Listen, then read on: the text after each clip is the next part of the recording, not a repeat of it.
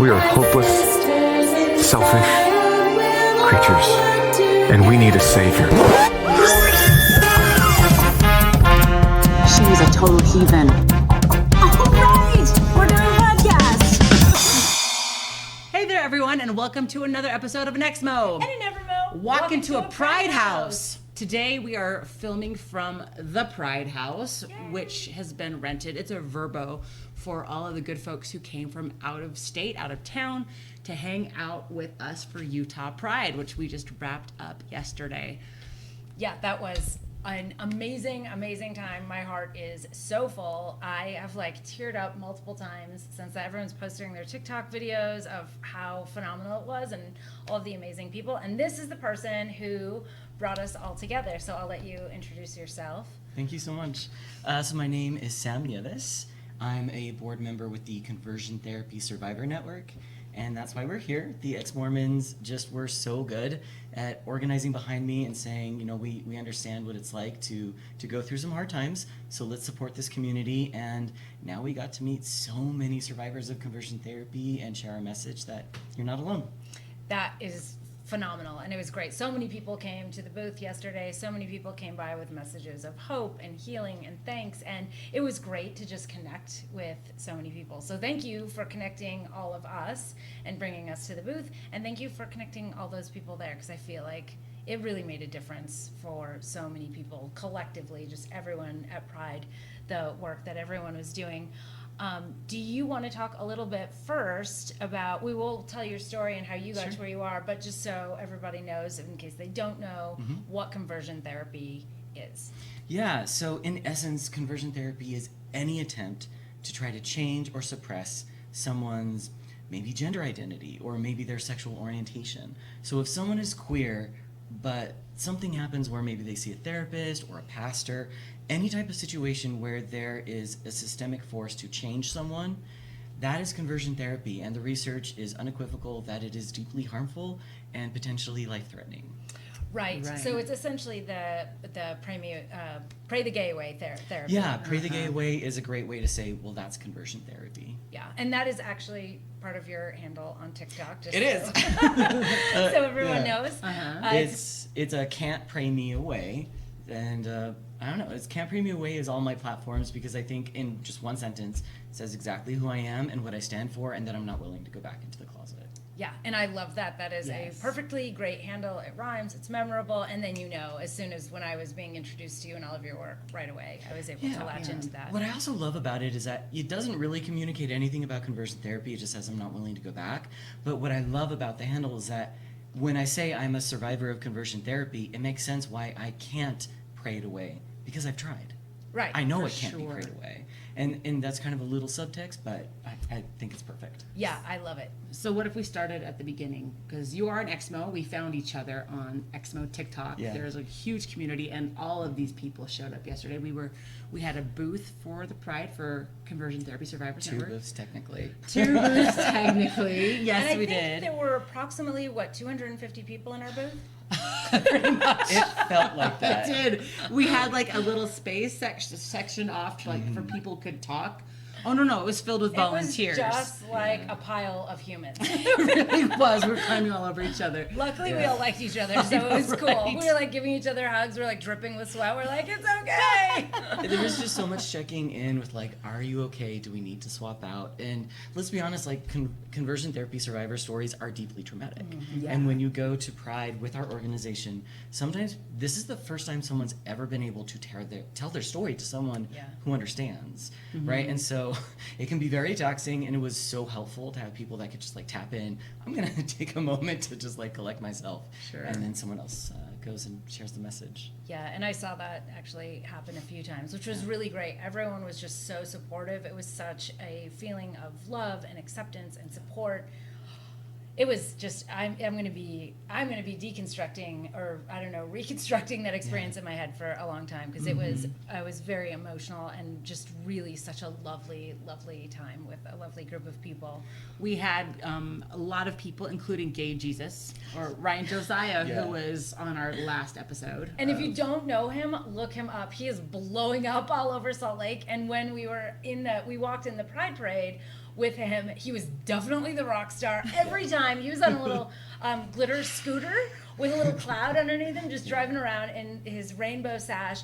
And every time he did a loop and went by us as we were walking, everyone was like, "Hey, Jesus!" It was so great. It was awesome. And it was great to have him collaborate with the Conversion Therapy Survivors Network. Oh, it was so wonderful. Like, just when I was done tearing down everything, I talked with him briefly just to check in and see if he was okay. And he said, "I'm great. I know we saved lives today." And I realized, actually, that's not a true. stretch. Yeah. That's 100% true. Yeah, Right. and we were when we were driving over here, we can't shut up, which is why we started Yeah. a podcast. So we were yapping in the car, and we were saying exactly that. Even though sometimes the work is hard and definitely harder for you with your experience as an ex-mo than it is for me. But at the end of the day, there are definitely people who showed up there and had been suicidal or were actively suicidal and felt love and support, and I have no doubt in my mind that at least one life was saved. I have no doubt. Well, the thing that I love about the ability for the Conversion Therapy Survivor Network to exist is my personal story is obvious. I went through therapy with therapists, several of them, right? And so it's pretty easy for someone like me to be like, yes, conversion therapy survivor. But the majority of conversion therapy is in a religious background where you're not always going to have that checkbox where you can say, yes, I'm a survivor. And even people who went to my same therapist came up and said, well, I'm not sure that that's my experience, but it was kind of hard. And I have to tell them, honey, we had the same therapist. That was conversion therapy. And when people realize that they're not alone, they realize, oh, what happened to me was fucked up. I'm not fucked up. Yeah. And the light bulb and just the years of trauma finally can just, it can start softening, and then they can really come into their own. I got the nice goosebumps. It's a nice goosebumps for a change. She gets a lot of the My other arm kind. my arm is a barometer for whatever's happening. So like sometimes she'll tell me something and I'm like, oh, and I get the goosebumps, and then sometimes I get the like sort of warm fuzzy goosebumps. Having to do with everything that you just said It's and just not being hard alone. because, like, all ex-Mormons know that, when you're in the church, you're told you have to fit a certain mold. Yeah. And if you're not fitting the mold, you're the problem. Yeah. Not the mold. Yeah. Right? And that is the core of conversion therapy, because I go into the therapy room and they would, like, label me as a transgender woman when I'm not. And they would say, well, you're too effeminate. You just need to be more masculine. You need to wear flannel. You need to start lowering your voice, because, of course, that makes me not gay. I need to do all the things that they want me to do. And when I can't suddenly be straight because I'm doing the mold, I'm the one to blame. I didn't do it hard enough. Maybe I didn't lower my voice enough. Yeah. Maybe when I I've didn't... heard that really works. If Right? you lower your voice, then it totally gets rid of Oh, any yeah, same-sex attraction. The gay guys love it. It's hot, right? No, and I can be very feminine in my walk. I did ballroom dance, but I had to be very rigid. I had to be very unemotional, right? But all of those things didn't mysteriously make me not gay, right? So who's the person to blame? Surprise! Right. And I was the person to blame, Yeah, right? And so I think that's the overlap between just ex-Mormon in general and conversion therapy, which is why it's so hard for survivors themselves to admit, no, I am a survivor. It doesn't have to be in front of a therapist, or even if it was in front of a therapist, what they did was damaging. You're not the problem. It was the mold that was the problem. Right. And that's what I think the huge overlap is. And honestly, I think that's why we had so many volunteers, because they get the core of that experience. hell yeah, we do. They may not be survivors of conversion therapy proper, but girl, those were the waters that we were swimming in. So You're never, ever enough No, in the church. absolutely You not. didn't read your scriptures enough. You didn't speak in your voice low enough. Yeah, you're just never You enough. didn't pray hard enough. You didn't go to church enough. You didn't do your calling good enough, or all the things that I don't really know about, but I've heard about from you. But the story is actually very aligned with you. Like, in some ways, I mean, you're not a conversion therapy survivor technically, but in some ways you are, because you were told you are the natural enemy to God. Yeah. And you need to be changed. You need to be put right and made into a mold to be just like everybody else in the church. And while it's different, there's that similar trauma there, which I never actually even thought about until right now, that those experiences are the same. I mean, because it's hard enough being an ex-Mormon, having to, but then have that extra layer of being homosexual. And when you talk about intersectionality, that's really what it is. It's very similar. It's just add extra. add extra dynamics. And for me, just one of the tidbits of my story is that because I'm a Latina, the Mormon Church teaches that the more righteous you are, the whiter you become. Oh Yeah. God! And you when I had was a all little, the things. when I was a little boy, I was very, very, very dark. And so at the age of 7, I started to be bullying for being gay, too effeminate, and also for being too dark. And here I That goes was reading the Book of Mormon for the child's version, right? And I'm reading about my ancestors because they tell you Lamanites are Latina, right? And so these were my ancestors, the Book of Mormon, and they were cursed for their wickedness. And I'm being bullied for being brown. Clearly, I need to do what they did. I need to be so righteous that I will have the curse removed, because there's a story of people who have the curse removed. And so even as a 7-year-old, a form of conversion therapy for my skin color is being taught to me. So why would I think any different from my sexuality, as I didn't even know I was gay at the time until maybe about 15, when I was in love with my best friend. But of course I was being bullied for it, so I was still afraid they might be right. And I love that comparison and that analogy, because they are in many ways the same. You are just as likely to pray away brown skin as you are to pray away the gay, which And is I to did. say not at all. Yeah. You know, Right. like it can't happen. You can't change your skin color unless you literally go get bleached. Right. But you can't change your skin color, who you are, that you are Latino. Like that is not, that's not possible. And the same thing with gay conversion therapy. Can you tell us a little bit about what conversion therapy was like to you? That's something that we've talked a lot about, Yeah. like Mormonism and what people experience in the church, but we haven't had someone who has survived gay Sure. conversion therapy. Yeah, so one of the unique things about conversion therapy, trauma specifically, is that a lot of us to deal with it try to forget everything, suppress the knowledge until we can forget, and then we can move on. That's actually in this survivor flag that our community made. The gray part is specifically for memory loss and PTSD. So a lot of my... And what do the What's rest the of the rest of colors? it for? I forgot. Sorry, I actually did forget. So for me and my story, I have forgotten a lot of it, and I've had to go to journals and reread. Oh, right, I totally forgot that happened, because Mormons, are often encouraged to write in your journals. So I did write in my journals, and I'm having to now, when I can handle it, read it. I used to call them my trauma journals, because reading a paragraph alone would remind me of my life as a Mormon, and then the trauma would come back up. And so I've had to do years and years of therapy and healing through my support group at Conversion Therapy Survivor Network. And I feel, for the moment, I think I know my story pretty well, but I also have to say the caveat of I have not been able to finish my journals, so my story may change when I remember more. Wow. So what I do know is that my very first official conversion therapy happened at the Missionary Training Center, the MTC. How old were you? I was 19 at the time. Where were you called to serve? I was called to serve in Houston, Texas. Spanish speaking? English speaking. I was very upset about that. Girl, I'm Latina, and I took 1 year of German. I took 4 years of American Sign Language. Like, I'm a lingual person. Like, give me a language here, but no, it was English. It was English. So I got sent to Houston, which meant my time there was very short. But guys will be guys, and I was not ready for the type of experience of being around a bunch of guys and showering with them, right? So Did they shower together in the MTC? they certainly did. What? And Like a gym? yeah, we I forget what we call it, but like the tree of life was is like- what we called it, because you just got this thing and then you shower everywhere. I have never had that experience. Like I was a sister missionary, and would have loved to No, not we have had to we do had that. our own stalls. Nope.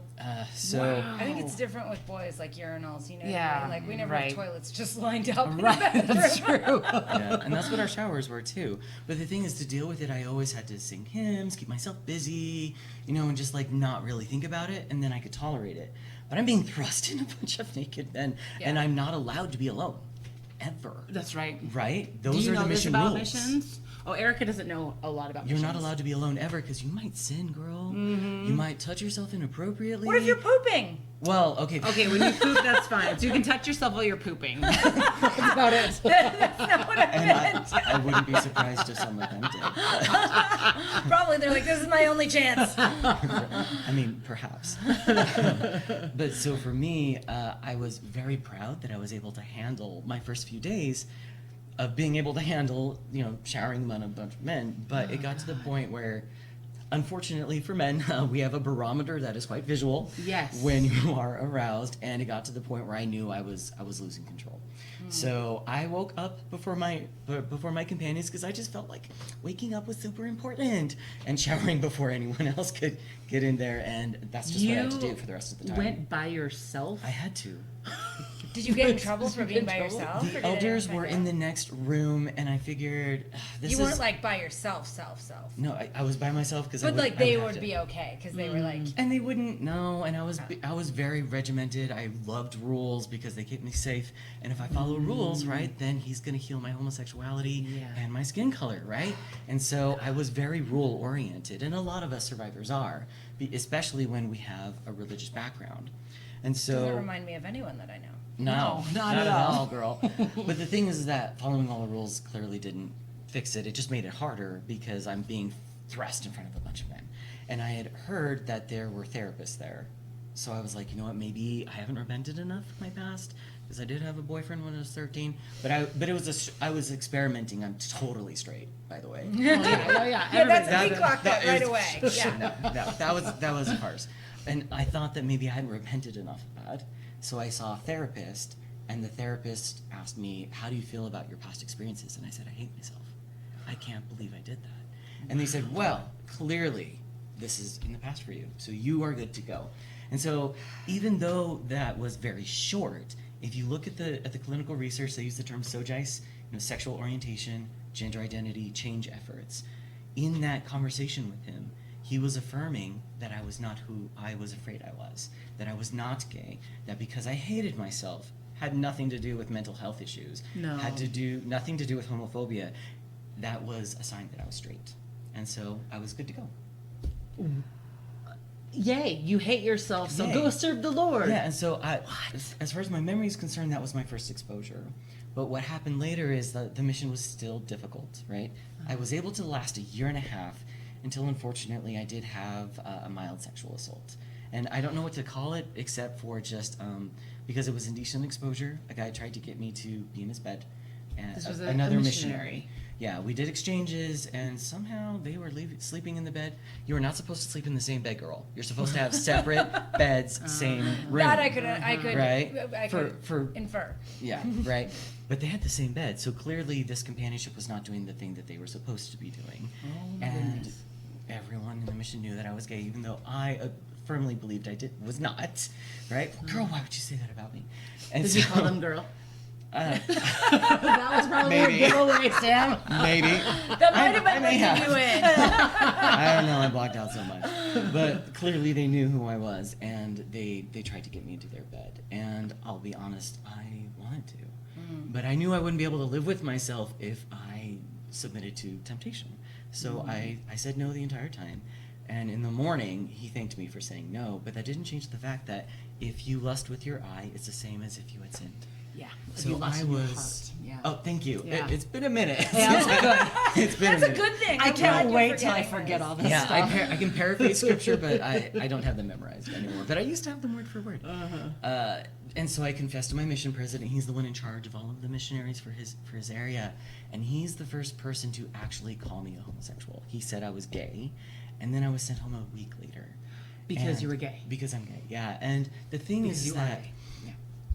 In the church, there's huge pressure for men to serve their mission. If you are not a full missionary of 2 years, honorable, good luck getting married, good luck dating, unless you get someone who's used goods, she's got a kid, she's, all that misogynistic stuff. And so it was a huge mark on me.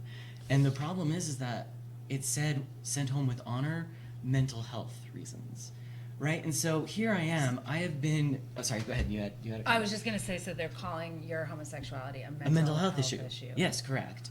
And so the thing is, like, now it's in my face. You lost your mission and possibly your eternal salvation with a faithful woman because you're still gay and you couldn't fix this by praying it away enough. So now it's insane. I had to call my mom and say, hey, this is why I'm headed home, and you're not allowed to talk to your parents except twice a year, Mother's Day and Christmas, right? No, you cannot talk to them. So I have to call them, tell them why I'm coming home. Didn't believe me. But then when they finally were convinced, now they're afraid of being alone with me and my little brother because they think I'll hurt him. Even though I would I would not just take a bullet, I would shoot a bullet for that boy. I would protect him with my life. But they essentially called me a pedophile of my own brother, right? And so it was this intense, Oh my- and I that- hated myself enough that I believed they probably were right to think that about me. For like, I think it was a week and a half, and then, because, you know, I was home, and I had no other place to go, after they saw how much I was trying so hard to be away from him and like make sure I was never alone with him, they're like, oh, what are you worrying about? We know you're not a pedophile. And at the time I was like, girl, thanks for letting me know because you had me convinced. Right? I was so emotionally distraught. You could have convinced me of anything, because this thing that I had been ignoring for the rest of my life, I was wrong about. What else am I wrong about? And that's the deep level of manipulation that's core in conversion therapy. And that's why people don't realize they're survivors, because we're used to it. Yeah. And it is the same thing that I've heard from you. It's really weird, the parallels in terms of don't trust yourself. So you're No. crazy, you're gaslit and driven crazy in your head. Like you've been told this is wrong and you haven't acknowledged it. And so maybe I am a pedophile. I don't know. Yeah. And the same I've seen with you, like With Kate. like with Kate. Sorry, yes.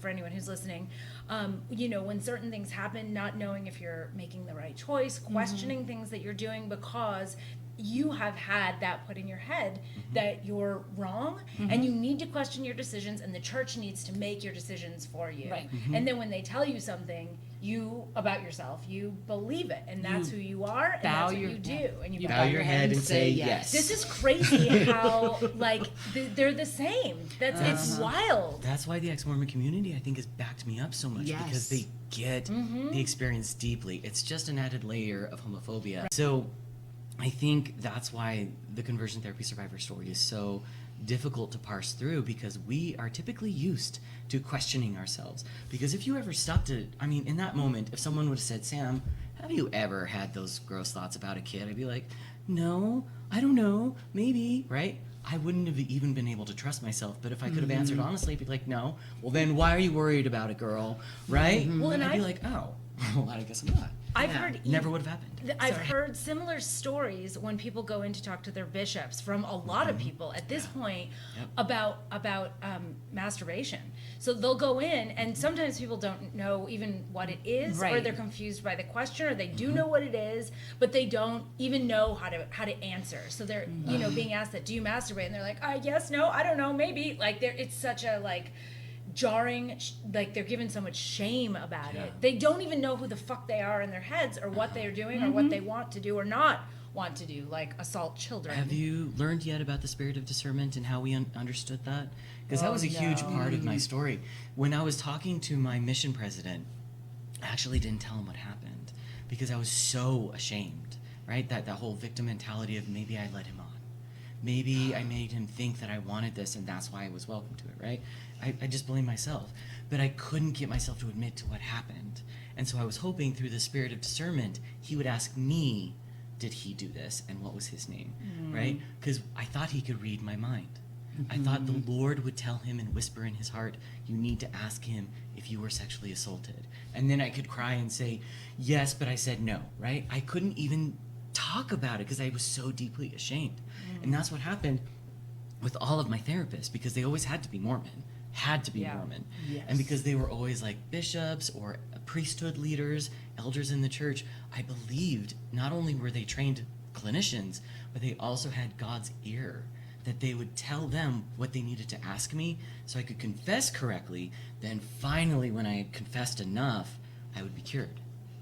And that is just, it's like the analogy that I've used in the past to sort of like wrap my head around that is like so you're getting doses of the thing that is hurting you. What is hurting you is the church and this conversion therapy and all these ideas. And their antidote for that is more of that. Yeah. More of And the poison. More Yeah. of the poison. And the analogy that I've used is like if you have a kid who is obese and you take them to a baker and they're like, you know what they need? They need more fudge, more brownies, more donuts, more soda. That's going to cure the kid. You need to give them lots and lots of those things. And that's exactly what it is, because With you're no just getting more of mention the poison. of exercise. Yeah, you could actually totally eat those things in a healthy way. Right. But also do these other things. There's no nuance. Oh, no. It's just, here's your mold, fit into it. And if it doesn't work for you, well, then I guess you have the wrong body you have the wrong hormones. This person can make it work. Why can't you? Exactly. It's horrendous. So can you tell us a little bit about coming out publicly? What was that like for you? Well, it was earth-shattering because for me, I saw multiple therapists because, like we've talked about, it just doesn't work. So I'm at fault. So maybe I'll try another therapist. More things to do. Go fishing with your dad. That will cure you. Not to mention, girl, my dad is in Mexico. Like, I don't know him. I don't know her. Right? I have no relationship with her. My mom kept me from her. And so, but now I have to suddenly go fishing with my dad. But the dude accepts me and doesn't, and he asked me, like, are you, like, kind of gay? And then he's like, because if you are, I love you. You'll be fine.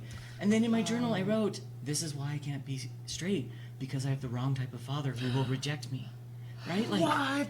now I like, I've had my tears about it. Now I think it's funny. Because, like, girl, that could have been your out. But he laughs at it, too, because the idea that fishing would make me straight. Right? But the thing is, like, all these things you keep trying and nothing's working, so I'm at fault. I had to keep trying new people. And then the last therapist I saw, Jeffrey R. Robinson, and hopefully it's okay I use this name, he was the only person who didn't blame me, said it wasn't my fault, but I just needed to pretend harder. And because your brain can just remember how to do these things. You just need to get used to it and just keep going on. And essentially saying, you'll just cheat on your wife and keep going. That's fine.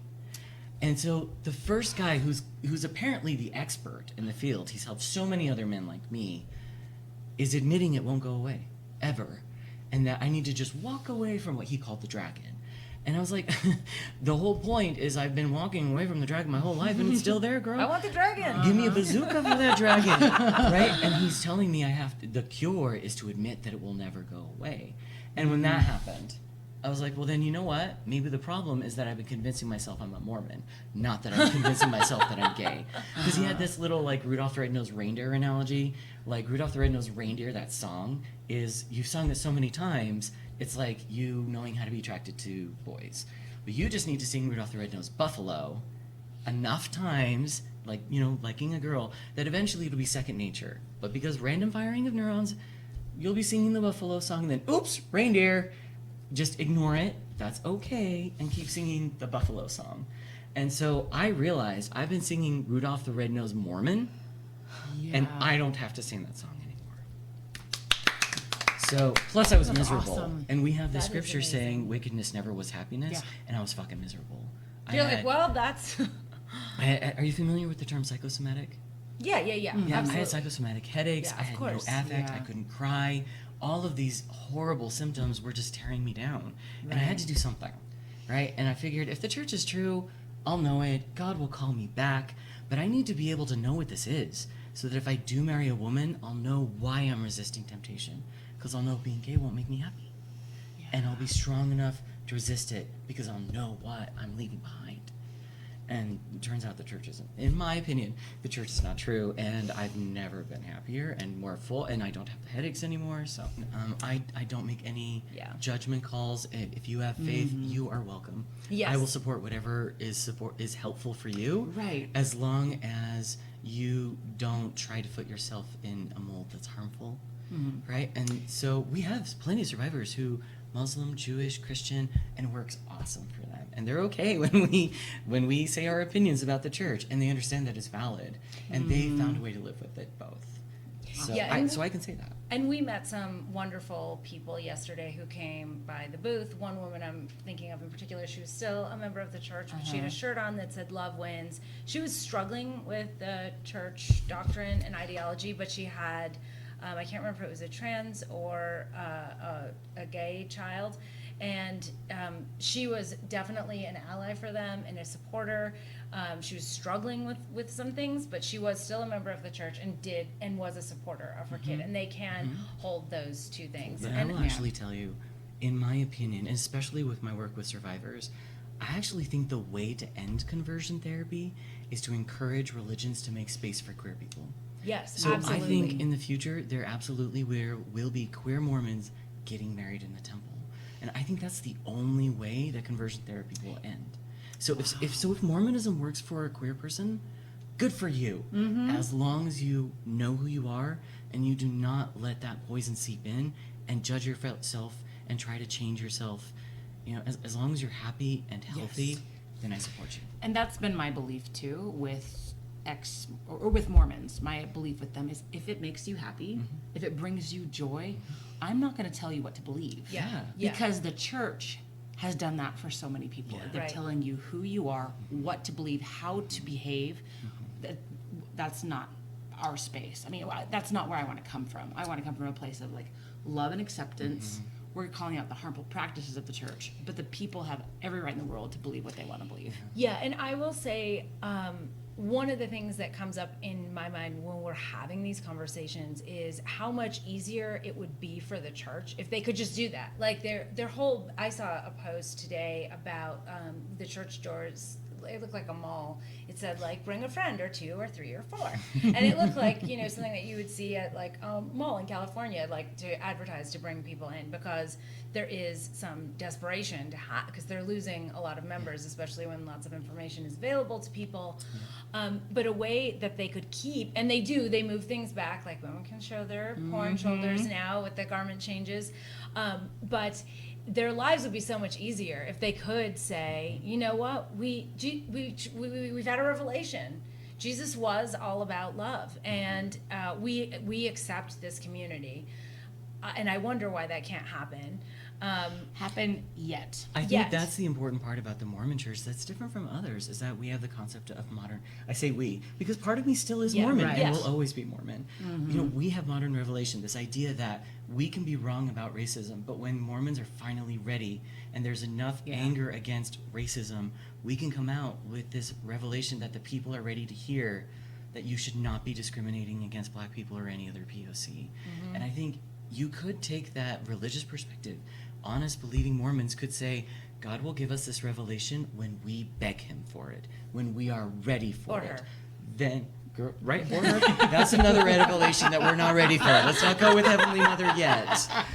Right? And so I think that could be an avenue that nuanced Mormons could say that we need to advocate for inclusion because that's when we'll get the revelation. And that's why there are so many Mormons who are more progressive and more loving and accepting who stay in the church because they feel like they can change it from From the within. inside. And I give them major props. Yeah. I couldn't do yeah. it, but I couldn't do it either. I couldn't do it either. So, but for those people who do stay and they do try to make that change, I have all the respect in the world for them for trying that. Yeah, and I do think that is phenomenal and a really hard thing. And like I said, we see people like that, and we also see the struggles of people like that. yes. Now we want to talk a little bit about so coming out. Tell us a little bit about when you came out. How did your family and your community respond? Yeah. It's hard to know how to answer that because the easy answer is I lost everyone and everything that I cared about. Wow. Including my own identity. Yeah. So for me, because my father's in Mexico, I had no father figure, but I was always told my heavenly father was there and would always be there. So I had this deep connection with my father in heaven. And when I realized that I was going to have to break his commandments, I cried myself to sleep and stopped wearing the garment because I thought I was like offending the only affirming parent I had ever had. And so it was deeply traumatic to lose my father in heaven. And then my mom basically yelled at me, said that I was dead to them, and they would tell my little brother that I was dead, and that I would have to get my own insurance, and just everything just flat cut off. And you were how old at the time? Let's see, it was 2006, so 24?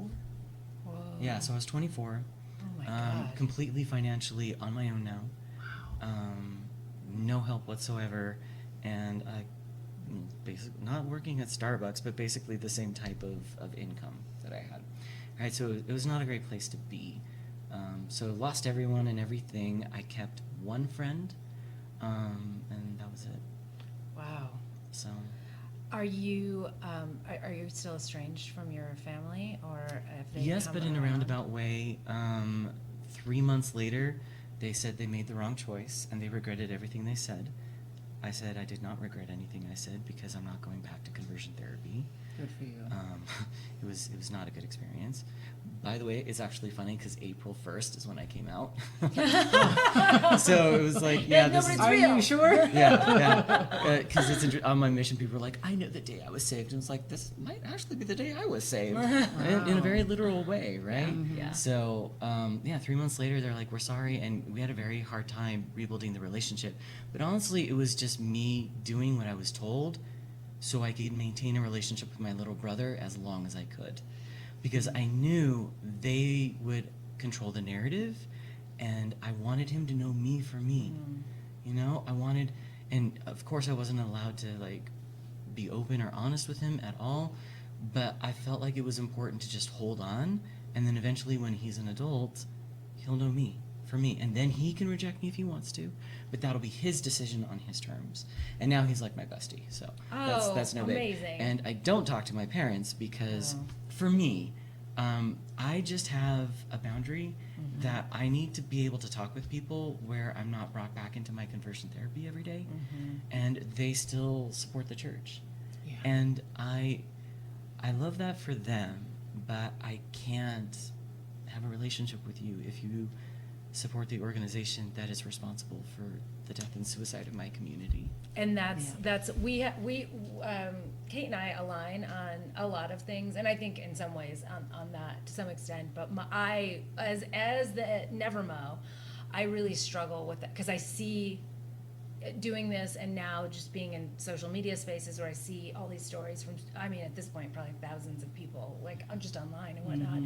And I see all this damage, and from my perspective, and this is where we deviate, and maybe I'm an asshole, but I feel like constantly like exactly like if you support this organization with your money, with your time, just with your support in general, that does all this damage, how can you be a true ally? And I've seen it. I have seen people do and try to be allies, and I definitely like that feels that is good, it's better, but I struggle with the exact same thing. Just like I couldn't like if it were me, I'd have a hard time with my parents. I think you almost helped me realize I should correct that. It's actually not that she's a Mormon, because for me, I'd be okay if she said, I love the church and they're wrong about this. But she doesn't, because every step of the way I've had to challenge her. I've had to educate her. Yeah. I've had to force her to make the growth so that it's less painful to be around her. And I don't know about you, but I don't, for the privileges that I have, like as a man, I don't need a woman to like crawl and like pull me teeth and nail to finally be the advocate they need. Girl, no, like I see something, I listen, and how could you not want to advocate? How could you not want, if you believe these people and what they're saying, how could you not want to be like, please tell me everything, and if I'm missing something, I want to be a better ally, because what you're going through should not be happening. And Yeah. until your oppression ends, I will not rest. Right? That's what an ally is. Yeah. And I've never once had that from her. I've had, pulling and tugging and arguing, and that doesn't tell me that she believes me. So I just don't feel safe around her. I completely understand. I'm coming from the other side as a mom of a trans kid. And we've talked a little bit about this before, but when my Theo came out several years ago, I was like, okay, you're confused. Because I had been indoctrinated so deeply throughout my life, and it took me a good year and a half. But I had to do the work. I had to like listen to the podcasts, and I talked with parents who were in the church who had kids who were LGBT. I did just a lot of soul searching, and it was a lot of work to get there, until finally I was like, well, of course I'm going to choose my child over religious dogma. But when you're in it and you've been told your whole life that by everyone you know and you love and you trust that this is the truth, and this community is confused and they're wrong and they need to repent and you're the parental authority, that feels a lot safer than, oh, you're wrong. You've been wrong your whole life. So my hope for you is that your mom will make that transition someday. It's different for everyone and everyone's journey. Yeah. But I love the fact that you're establishing boundaries for yourself and you're advocating for yourself and you're not allowing people to tell you who you are. It's actually unique for survivors of conversion therapy. I actually don't give that advice, even though I totally agree with it, because the vast majority of us will never have our parents accept us. They just won't. Because if they were the type of parents who were accepting, they wouldn't have sent us to conversion therapy in the first place. Have you And- ever heard of anyone whose parents have apologized for that? Yes, actually, the founder of our organization does have parents who are strong supporters and monthly donators. We could use your donations, by the way. Right? But his story is rare. And Yeah. unfortunately, it's just all too common to have parents like mine. Yeah. And that's, in my mind, what it really means is that when the parents can have their own trauma resolved, then they'll be able to listen to ours. But if they can't work on their own trauma, then I don't think they'll have space for us. And that's okay. That's their own journey. And when they're ready to work on it, if they ever do, then we'll be next.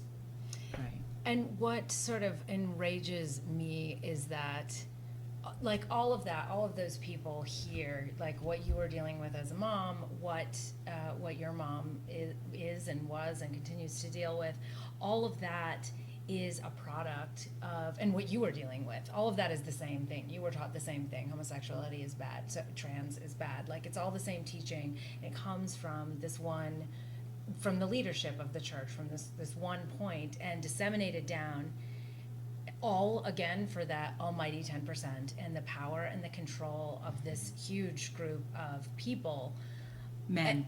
Men, yeah, well, like men at the top, yes. Uh-huh. But that families are ripped apart because of that. That you don't have a relationship with your mother, and I'm sure she feels just as badly, or almost as badly, or more bad than you feel. But it just enrages me that this organization does that to so many people, and I do sometimes I get frustrated with how members react, but it is all about what's coming down from the top. And we've talked about, a lot of times people will say it's not the church, it's the people, but it's not the people, it's the church.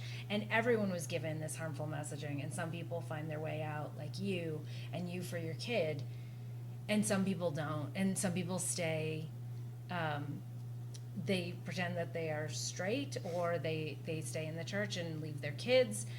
There's all those different kinds of stories, but that just, man, it really I think for pisses me off. like, if I'm being honest, if they hadn't sent me home, there's a very good chance that I would have stayed in the closet as long as I could have handled it emotionally, right? And if it was difficult for me as the gay person, knowing clearly that I'm gay, if it was difficult for me to come out and accept what was truly going on, then of course it would be difficult for people who've never experienced what it's like to go through this, to admit it. So I think in my view, everyone's trauma is different, everyone's reason for staying is different, and that's why I think it's important to just, say, I support you as long as it makes you happy, and I'm just gonna have my own boundaries because I know myself, and I know what I need and what makes me happy. So as long as you're okay with that, I'll support you, and maybe that just means you're not in my life, and I think that's just has to be okay. Yeah. I just think it's interesting that a church that is all about families. Family, isn't it about time? That was a big ad campaign that they had a while ago. It's all about family and spending time with your family, being sealed to your family. This organization that's so focused on that is so good at separating them. Yeah. For everything. Yeah. Yeah. It's across the board, and it's devastating. We want to focus a little bit moving forward about, like, hope and healing. You seem like, I'm sure there's probably still roller coaster moments for you, but you seem like you are in a somewhat healed space, in a thriving space. I was hanging out with you a lot of the weekend, and it was great. Where do you find that healing, and how are you doing? What are you doing now? Sure. And what has helped you to move into that healthier space? What's interesting, I actually got trained as a clinician. I was going to become a marriage and family therapist, but during my training, unfortunately, I saw a lot of things that happened in my conversion therapy still being practiced. And it sucks because any healthy tool within the field of therapy can be bastardized and twisted into conversion therapy. And so there could be this beautiful tool that can really help someone, but it just so happened to be part of my conversion therapy. And so it triggered me, and I was now not able to be there for my clients in certain circumstances, so I actually had to stop. And I tried to talk about conversion therapy and therapy with my therapist, the actual real ones. I could never go there. I just couldn't. I would fall apart. I would be triggered. It was just not safe. Wow. But when I found this group, this is when I get emotional.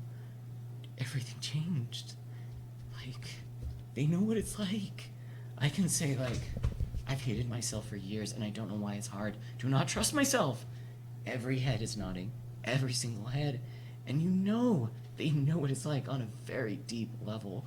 And so suddenly, just like, I'm seeing visual response of, you're not fucked up. It's not your fault, right? And it's like, oh, maybe it wasn't my fault. And the therapist couldn't have helped me see that. I needed to see proof in front of my face on a very visible body level. You're fine. Like, everyone has so many similar experiences. Even though stories are very varied. So many different religions, so many different experiences. But the core is the fact that we were told to hate ourselves, to not trust ourselves, to not believe in ourselves, And so here I see these people, and they're like, yeah, I totally thought I was straight, until I couldn't anymore. And then I realized, wow, I love my husband like I love my cat. I think I'm a lesbian, And then I'm like, oh my God, no wonder I thought girls were great to hang around, and I can totally marry a girl. Oh my God, yeah. I'm so in love with her. I love when we hang out. Oh yeah, this is what love is, right? But then when I hold a man, and it's a whole body experience, light switch, right? And so when things come up now, and I do sometimes get triggered, I have the strength now to be like, I've been through this. I've been to the meetings. I know what it's like to be like, oh, right, these triggers aren't my fault. It's literally just what I've been through. I'm okay, right? I'm not broken. I just have PTSD, and it's just gonna be with me for the rest of my life, and that's okay. Just need to make some space, maybe reach out to some of my friends in the group, or just wait till Sunday when I get to meet all of my family, and then I'm okay. But because that happens now, because I can approach it with strength, my triggers just get less and less and less and less and less, to the point where I vowed I would never step my foot on Utah, ever. I hated it. My headaches from conversion therapy would come back, because every time I would reach a new point in my healing, it would come right back, and I would feel like I was there, and my headache would be there, and I couldn't focus, and it was hard to, be functional at work. But to the point where, like, I have not been triggered once while here in Utah. For me, that's like massive. That's like, I think I've made it now. I think I can like say that like the majority of my healing is done, because I've kind of wondered if I could ever say that, because there were just so many times when I kept getting triggered. But I think like I'm fine with the fact that I'm just always going to be triggered about little things here and there. But I can live my life to the fullest now, and it won't hold me back. And that's what this group did for me. And so even just a simple Zoom meeting of like 4 countries, of just anyone showing up and literally doing nothing but just holding space for each other, that was a miracle. I love that. Will you tell us a little bit more about where people can find Conversion Therapy Survivors Network? Yeah, just the website, conversionsurvivor.org. Everything we do is there. The community runs it. All of us are facilitators for each other, and if we want something, we make it happen. We wanted a Discord, so we made a Discord. We wanted funding to go to Pride, and we reached out, and here I go, and here we are, right? So just conversionsurvivor.org, and you can donate there. You can email us for more information. We can send you brochures if you're a therapist. Just everything through our website, conversionsurvivor.org. And that is just such great work. And one of the things that I've seen in the community a lot is whenever you have validation, there's something so powerful about that, especially when you've been told you're crazy, your experience isn't your experience, you're wrong. And I've seen that across the board with you, with other people just online in different communities. Whenever, someone says something and a bunch of people reach out and say, oh my God, me too. Yes. It is so validating. You don't feel like a crazy person anymore. So I love that, the work that your organization is doing, and the hope that it's providing for people, and the lives that it is saving. That is just bravo, amazing. And a little tidbit, there's this favorite therapy technique that I absolutely love called narrative therapy. And using that tool, we say you're externalizing the problem, because when someone validates you and says, oh, me too, suddenly I'm not the fuck up. The problem's the fuck up. I'm not the problem.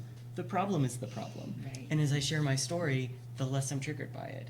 And the beauty of narrative therapy is that just by default is what we happen to do just by meeting with each other. And so I think even just like clinically, you could be like, oh, this group heals people, even though it's not officially, therapy, because I cannot be licensed in every state or every country, right? Like it's just a support group. But even looking at the clinical side of it, that's exactly how you heal. And that's kind of what it is like on TikTok with our ex-Mormon Actually, TikTok. yeah. It is narrative therapy, It where is. we're able to share our stories, Yes. and we're able to validate one another, and we can identify that we're not the ones with the problem. We're victims Yes. of our own, like you said, it's conversion therapy, but it's not. And that's why we can relate, and we are so proud of you and all of your efforts in helping people with their healing. Well, I'm happy to take on that mantle. I'm not a little comfortable with it, but but that's okay, because I think I get as much from our community as I try to give.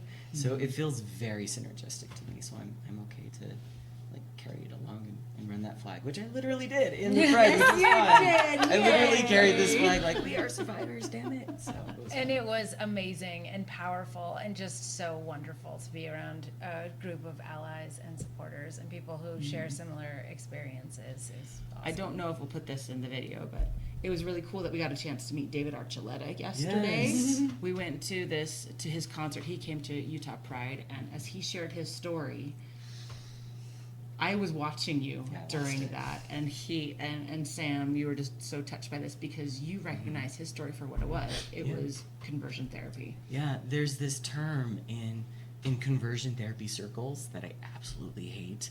It's same-sex attraction. You're calling it a problem. Yeah. Right? And he called it out. He said, I was told I have same-sex attraction. And it simultaneously irritates me and endears me when someone comes up to me and says, well, I'm not a survivor, but... And then starts sharing their experience of having same-sex attraction. And then I get to say, honey, that was conversion therapy. Like, that's all the tenets of it. And so he literally shared his survivor story in front of everyone at Pride. And I'm just like, yes, that is what we need to be doing. Call it out for what it is. Let's stop this harmful language. Stop saying I have same-sex attraction disorder. I'm just gay and it's okay. And if you can't deal with it, then maybe you're not the person for me. Or the church. And you saw everyone's head in the audience nodding, Yes. and he actually said at one point, oh, I'm talking too much, this story's too long, and everyone was like, keep talking, tell the Yes. story. Yes. And he's a singer, he's, supposed to be singing, performing, but he told this story, and people just wanted more of it. They were like, hold off on this thing and share your story, because it resonated with people, and it helped people heal, no doubt, having this person up there who's thriving, clearly, Yeah. tell this story. So it was awesome. It was And actually thanks for interesting bringing is that's us. exactly what our meetings look like. They'll come, tell their story, and they're like, I'm sorry for talking. And we're all like, girl, keep going. Like, we're listening. We know exactly what that's like. Yeah. And so that's exactly what he did. And I loved that. I had the thought of like, he's literally having a meeting just like, they were having the meeting at the exact same time, by the way. How synergistic is that? Like the Oh. Zoom meeting was happening while David Archuleta was sharing love his survivor that. story. I was like, the synergy here, right? I was like, he's literally in meeting and just everyone is here. So many of us don't know they're survivors, and that so Yeah. many survivors were in that crowd, not knowing they were having a meeting with him. Yeah. That is beautiful. And thanks to you and the work you do, and thanks. this organization does, more people will be able to embrace their story Yeah. as this Me Too movement is Ooh. going forward. Ooh, I got chills. That's what it is. Yeah, That is that's totally true, what it that's is. true. It's powerful. Well, thank you so much for being with us, Thank Sam. you. It's It's such an been a delight to have you, and thank you for sharing your story. Igualmente, hermana. Oh, gracias, mi amor. Bueno, and without further ado, until next time, everyone, we'd just like to say a little cheers to deconstructing Mormonism. Qué bueno. Salud.